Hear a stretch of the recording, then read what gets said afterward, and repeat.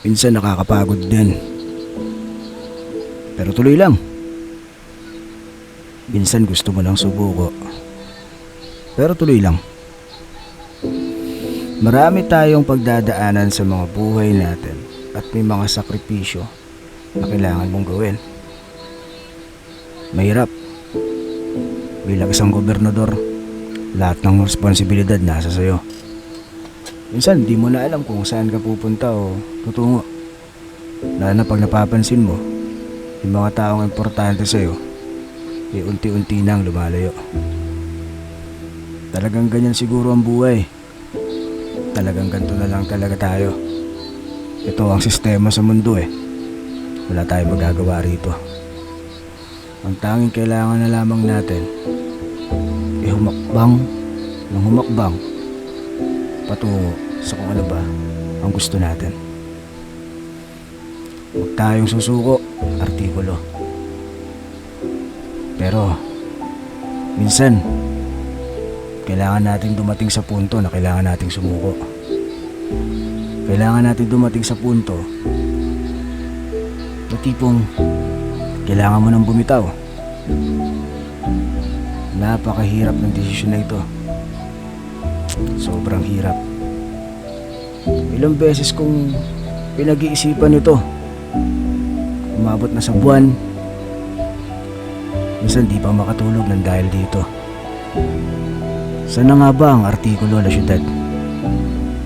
Ano na nga bang meron sa artikulo La Syudad? Sana nga ba yung mga kaibigan ko sa artikulo La Syudad? Sana nga ba ang mga taong importante para sa akin sa artikulo La Syudad? Minsan yan na lamang yung tanong na palagi mong bibigkasin sa mga labi mo man o sa isipan. Wala tayong magagawa Talagang dito na lang. Kailangan nating isuko kung ano yung pinaghirapan. Kailangan natin bitawan kung ano yung sinimulan. Ako, si Gobernador Jack Rabal, Artikulo La Syudad, signing off.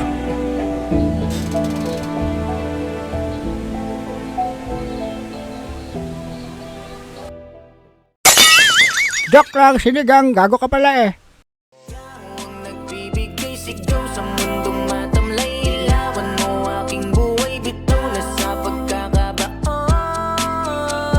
Halika't maglakbay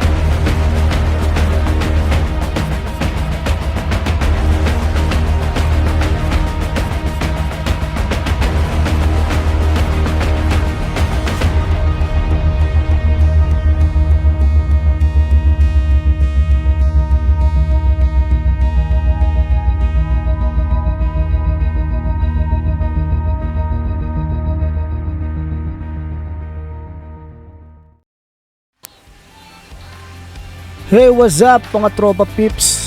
Si Gobernador Jack Rabal to at iniimbitahan ko kayo na pumasok dito sa Artikulo La Syudad Season 2. Tara na, roll nyo na. mga walang hiya.